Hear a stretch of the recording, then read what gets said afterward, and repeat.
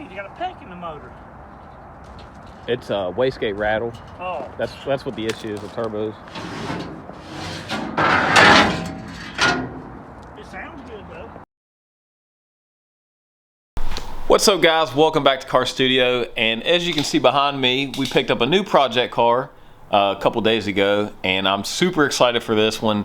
It has been years since I've had a fun car.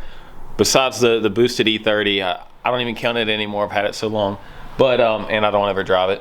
But anyways, yeah, I got a pretty well-spec'd E92 335i for a crazy good deal. It has index 12 injectors, which that alone is almost what I paid for this car.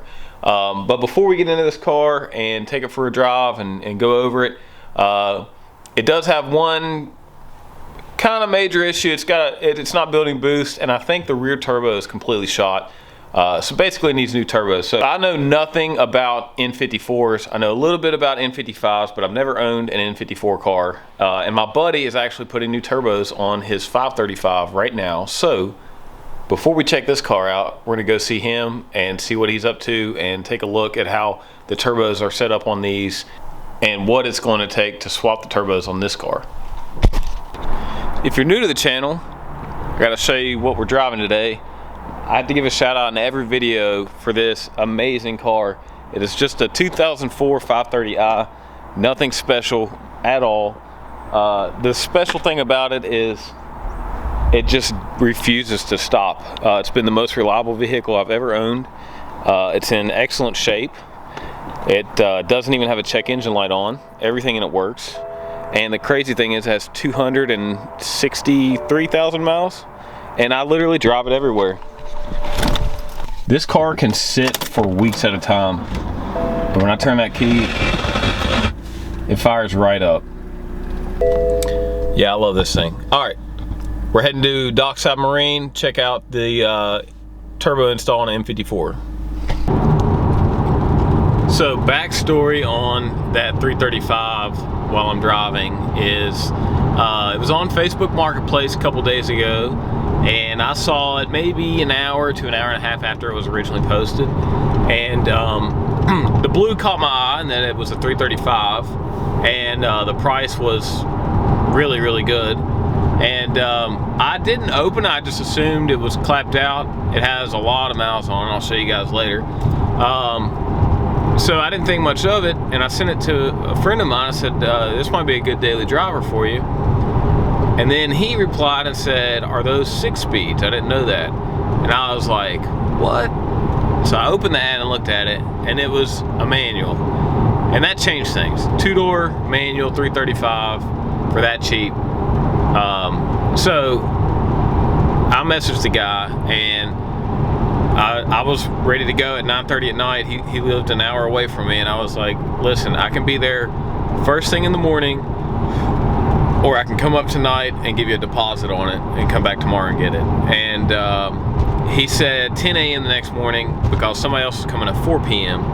So I said, I think I can make 10 a.m. Well, he didn't reply to me anymore that night. I sent him like 3 more messages saying, okay, I can definitely be there. I've got cash on a trailer or whatever. If it can be driven, I'll drive it home. Turned out it drives really nice, actually. So I was basically losing sleep, thinking I wasn't going to get this deal because he wasn't replying. And lo and behold, I woke up the next morning, and he said, can you come at 11 instead? I said, absolutely. And I looked, and that thing had 150 saves on Marketplace. If you didn't know, you can, on the ad, whether it's your ad or not, you can look and see how many shoppers saved it, and it had 150 saves within the first few hours of listing. And I knew it wouldn't last long, and I got there. Really nice guy. He had a 91 318 IS. He had an F80 M3, very nice, or F80 M4 actually, very, very nice M car, and you know, a couple other cool cars. And he showed me his messages, and he had like 50 messages since he posted it, and people as far away as Indiana, and of course I'm in West Virginia, were trying to come and get that car. So it was perfect timing. I really lucked out. He was a super cool guy, And yeah, we're almost to my buddy's shop. We'll check out these turbos.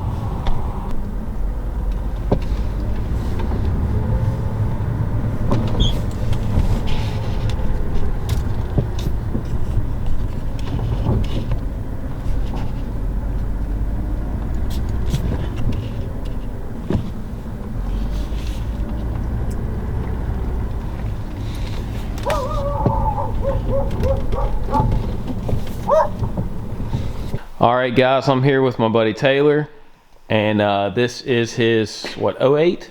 08. 08 535 XI that he has. It's FBO, right? Mm-hmm. Yeah, full bolt-on, inlets, outlets, downpipes, charge pipe. It's got all the goodies. And you guys haven't seen my car yet. I'm gonna show you that when we leave here, but it looks nothing like this under the hood. Well, kinda, but Similar. he's got inlets and It's probably cleaner. DCIs. What's a Burger Motorsports Yep. oil filter housing? Mm-hmm. Yeah, it's all just a little dress-up kit you can buy. Oh, okay. So this is a factory housing, just Yeah, billet. exactly. Oh, okay. Yep. Makes it look so. When I saw this on like your Snapchat the other day, I was like, damn, he's got so much money in this car. Yeah, It just looked like all that expensive. stuff was like $250. Yes. Wow, that's still a lot. But it's held up. Yeah. It's good. It's got a towel blow-up valve and charge pipe. I see. Yeah, full aluminum charge pipe. And all the front man intercooler has all aftermarket, aluminum piping. And nice couplers. And you have aftermarket intercooler too. Yeah, right here. What is it, 7.5 inch? Yeah, it's a 7.5 inch stepped intercooler. It really comes up here to the top of my vanity plate almost, and Wow. it's about that deep. Huh. A lot bigger, a lot more capacity. So he is upgrading to 17T turbos, right?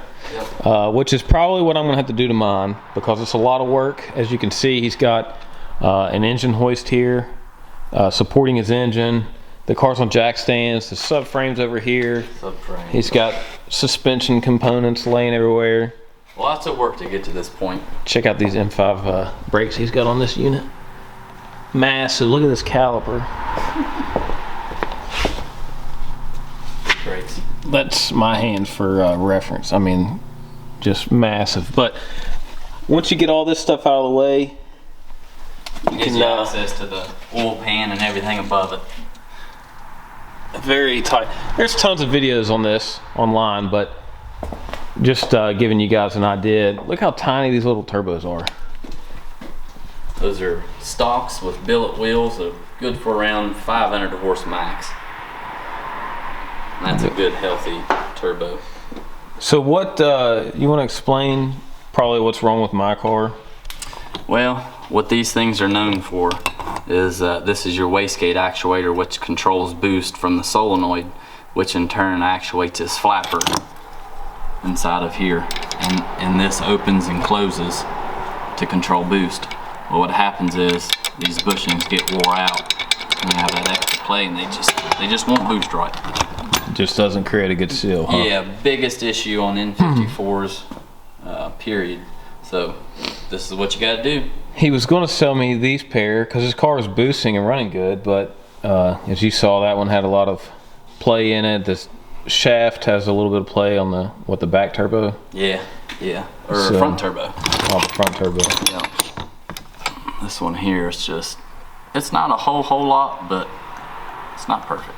Yeah, and I was telling him that's a good deal on these, but you see how much of the car has to come apart. If you're doing all that, you might as well just upgrade to these units, which is what he's doing right now. These are the 17Ts off of eBay. Yeah, VIV. VIV, that's the brand. Yep. And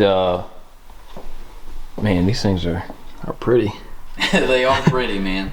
And I ceramic coated those too, just the bigger difference. These are aftermarket manifolds, cast steel instead of the factories are stainless.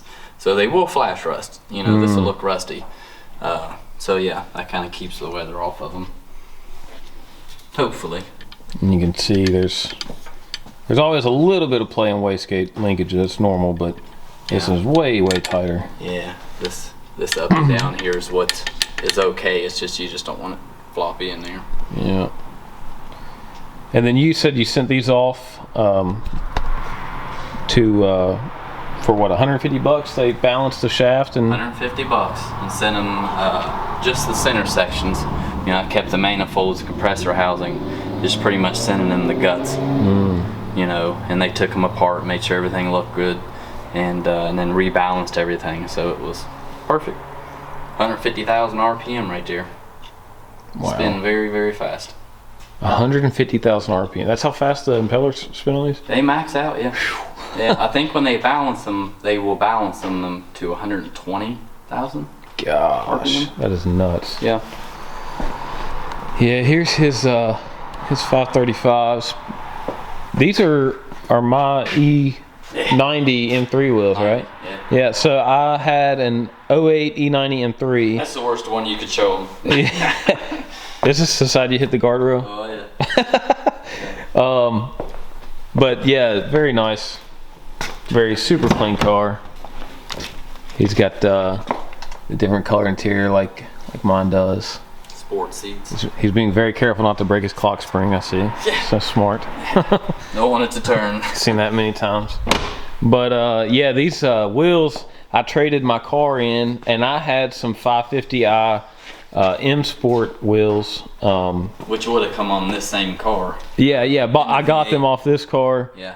Not this in particular, it was a trade-in, and I got for like 200 bucks, and I put those on the M3 because they had new tires. These needed tires, so I sold him these wheels, and he had them powder coated, and they've been on his car for about 3 years now. I think that's when I sold them. Yeah, they've been through some winters and they held up pretty good. But yeah, guys, it's a lot of work. I literally came here to see what it looks like because I got to do this to mine. We'll talk about that later. But yeah, I'm gonna leave here. Appreciate you talking to us, Taylor. Yes, sir. All right, we're gonna head back to my house now and show you my car. All right, made it back home. Let's pull this thing out and do a walk around, talk about it. First thing that this car has that I love in E90s is it has comfort touch. So I've got the key fob in my pocket. Without comfort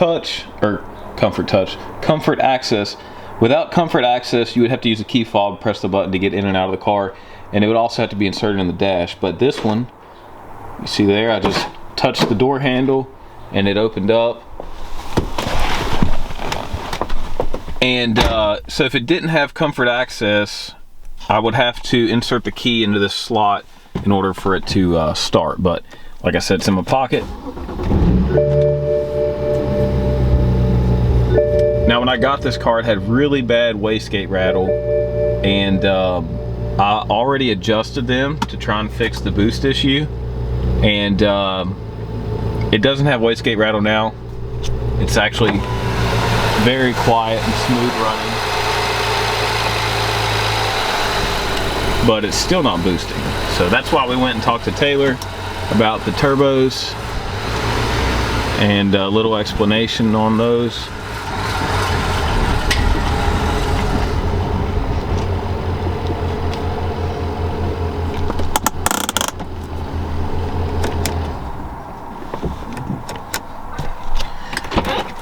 Alright, we can start with the interior since we're already in here. Super clean. Both cup holders work. This one's not like going in all the way. I'm going to take that off and see if I can fix that. But all the seats are in good shape. It's got heated seats. They both work. Steering wheel controls work. The radio works. iDrive works like it should. It's just really surprisingly in really good shape. This has CCC, unfortunately, instead of the CIC, but it is the second version or second gen CCC, so I guess they're like a little bit more reliable. Probably update this with one of the CarPlay head units. Reason I hadn't done that in my 5 Series yet is because that's the early model CCC. It didn't even have auxiliary, and you have to code auxiliary into it to make it work, and I don't honestly know how to do that. But this one has a factory aux, so it'll be easy to update. Let's see here. Yeah, door panels, pretty decent shape. This car is a little bit dirty. I haven't cleaned it at all, other than vacuumed it out and just got their trash out of it a little bit. But really good shape. Check that out. Power. If you want to get in the back seat, the back seats in these are like super luxurious. They have their own center console here, vents. It's got its own light up there. Looks like comfortable bucket seats. Probably not much room if you've got two tall people. This is my first E92. I did have an E90 M3 years ago.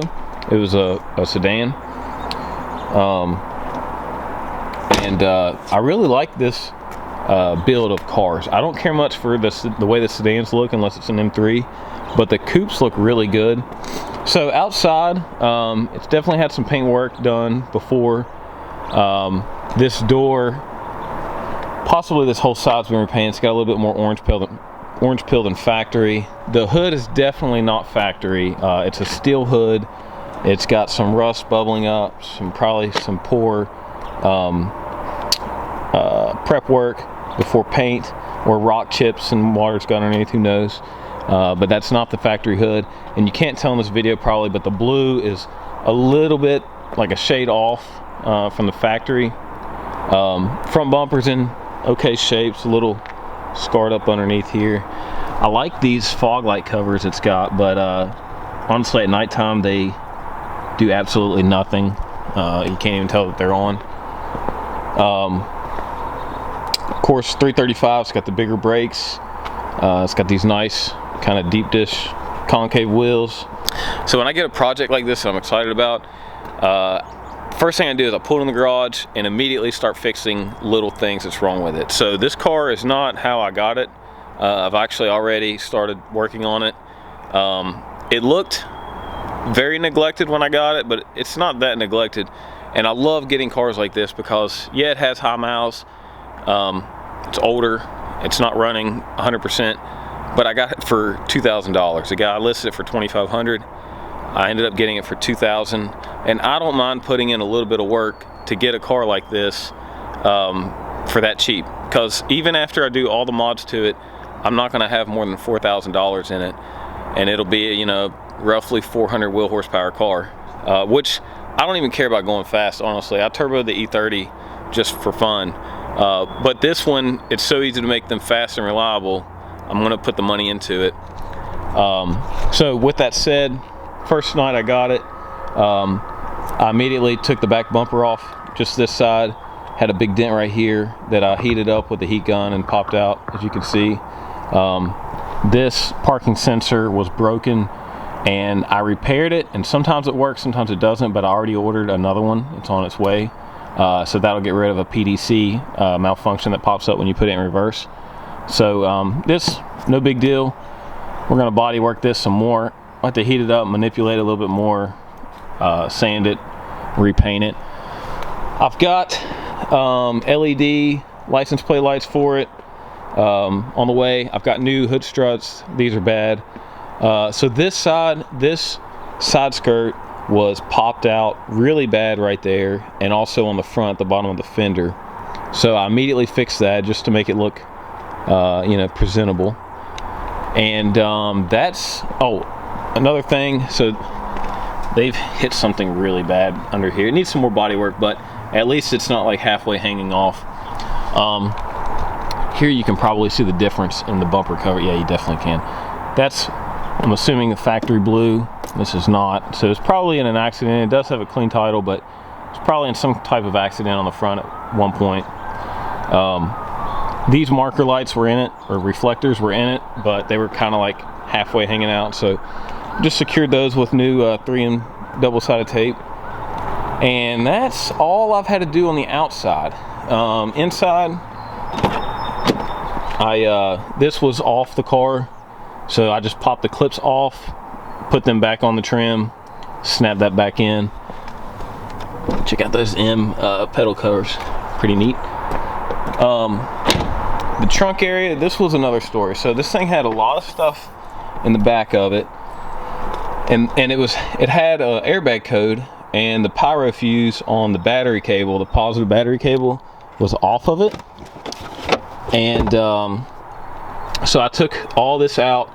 This bracket wasn't on. This was like hooked up just enough that the car would run. The IBS sensor wasn't connected to the negative terminal. Like I said, the pyro fuse wasn't plugged in, which is back here. So I plugged all that, cleared all the codes, cleaned up the trunk a little bit. The only code this car has now are O2 sensor codes, and if you get on it hard, it throws the 30FF, which is low boost. So really not bad for as bad a shape as it was in when I got it. I mean, like I said, slightly neglected, but you can tell the car is taken care of. It has 242,000 miles and runs very smooth. I mean, it doesn't smoke, tick. I don't think it leaks anything. So guys, I'm really excited for this car. Like I said, first day I got it here, I pulled it in the garage and immediately started fixing little things on it and cleaning it up a little bit. But right now we got a beautiful day here in Charleston. It's like 60 degrees, first warm day we've had in weeks. And I'm gonna wash this thing, pull it inside. I'm probably gonna buff and polish on it a little bit. It's gonna take a couple weeks probably to get all the parts for this thing, new turbos, inlets, dual cone intakes, and maybe some other things, I don't know. But yeah, next video is probably gonna be us putting this on a lift, dropping the subframe, pulling the old turbos, and installing new ones. So let me know in the comments what I should do with this car. Like I said, I don't know anything about M54s. I've learned a lot just in the last couple days. I've been on Google and eBay non-stop since I got this car, and talking to my friend Taylor, as you saw. So yeah, these are new to me. Let me know what you guys think. If you want to see more on this car, let me know. We can do a full build series on it. But until next time, hit that like button, subscribe. See y'all later.